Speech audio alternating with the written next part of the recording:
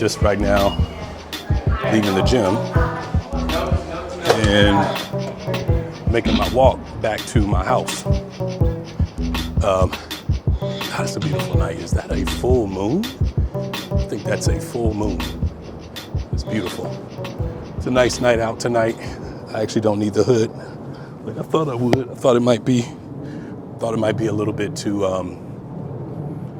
cold, but actually it's perfect. I think it's somewhere in the mid to high 60s. It's perfect. And so been thinking about a lot and wanted to talk a little bit about some things that I'm transitioning. So today I spent a little bit more time refining my bio. Reason why is I felt like it was necessary for me to go back and pull together, I guess, my story. I felt like understanding my own story would help me better understand the product, the company, and the products and services that the company would provide, because they're almost specifically and uniquely a product of me. And that's actually something that I'm thinking about broadly for people, for organizations, that honestly in every organization, the products, oh now it's getting dark, walking the regular streets. But in every organization, the product or service that is the outcome of that organization is essentially just the outcome of the people who do the work. And their psyche, their ethos, their love or hatred for each other, their ability to work together, their collaboration, their teamwork, their creativity, all of that stuff is built into the product. So whatever it is that you actually see come out of that organization as a result of the inputs that those people are taking in on a regular basis, whether or not they're believed, whether or not those inputs are things that cause them to believe in each other and believe that the place that they're working in is fair, equitable, cares about them individually, sees the work that they do as having value, sees them as valuable people. And by organization, the leaders, those who build the strategy, do they build a strategy that includes the people, includes honoring, that includes creating an environment that honors the fact that they're spending their life energy, their days, their efforts, their talents, their creativity, the only thing they have to give in life, their souls, that they're spending that with this company, giving the very best of themselves to create a product that drives profits for that organization. And what I found is that while I was spending time yesterday and this morning considering working it through with myself, what are the inputs that I need to be taking in to create a better mindset, so on and so forth. And then how does that turn into essentially the product that the company produces? As I was thinking about that, it took me to the things that people have to endure themselves working in organizations, where an organization itself is just an organism that's a collection of people doing work. And all of those people and all of their backgrounds and all of the things that uniquely make them who they are and how they feel, how they are emotionally supported or not supported, whether or not the policies are beneficial to them, whether or not there's benefit that provide them and their families the capacity to get health support so that they can remain healthy to continue to produce, or so that they can remain focused because their family members are healthy so that they can produce. All of those things, all of those essentially inputs into who they are, how they behave, all of that stuff put together is what creates the output of the organization, the product. Either the way that they show up and give their services to people or the product itself.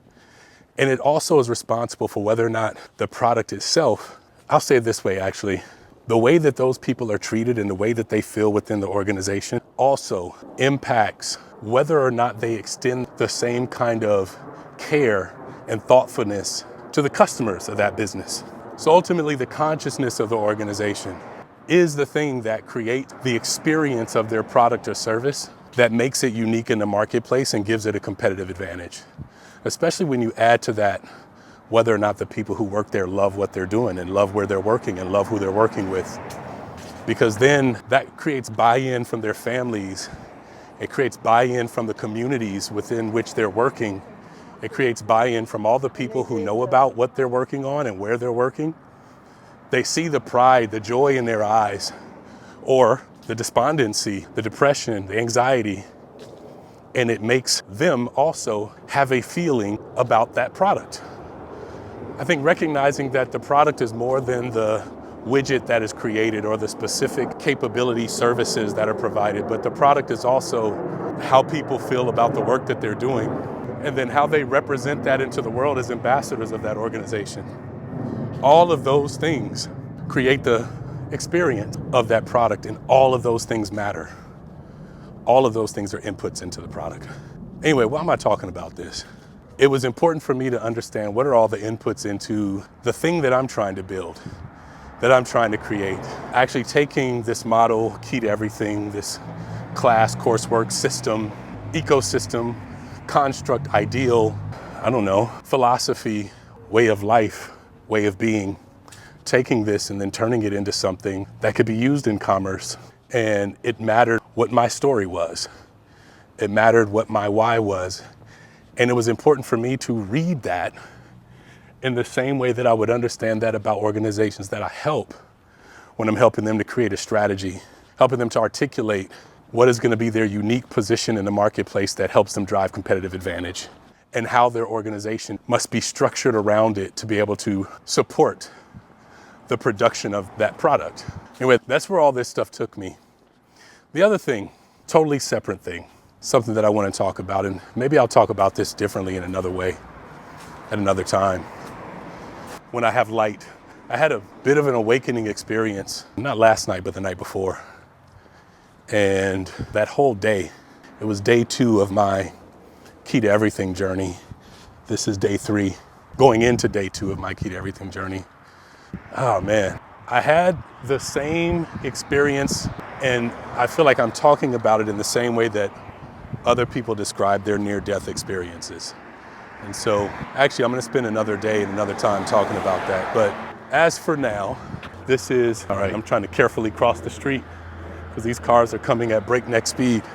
But this is day 3 of my Key to Everything journey, of my own 30 days being incredibly mindful about my inputs, all of them, who I'm hanging out with, who I'm scheduling time with, what I'm talking about and thinking about when I'm spending time with them, what I'm reading, the kind of activity that I'm participating in, and honestly, learning to be deliberate about what I say to myself. I'm doing those things, reframing, upgrading, changing my own inputs for the next 30 days. And I see it as both a way for me to prove out the model in my own life and the system in my own life as I attempt to build out a structure and a system that I could use in commerce, while at the same time legitimately trying to uplift and enhance my own consciousness, raise my own consciousness. And I firmly believe, because I've done it before and I've felt it before, that the Key to Everything is 100% something that can raise the consciousness of you individually, of your family, raise the consciousness of all of your relationships, and of course, raise the consciousness of your company. Sorry that there's no light. Actually, I'll turn to the moon, see if the moon gives me some light. A little bit. All that said, I appreciate you checking in with me and listening. You all have a wonderful night or day. My name's Rashad Howard. This is the Key to Everything, day 3.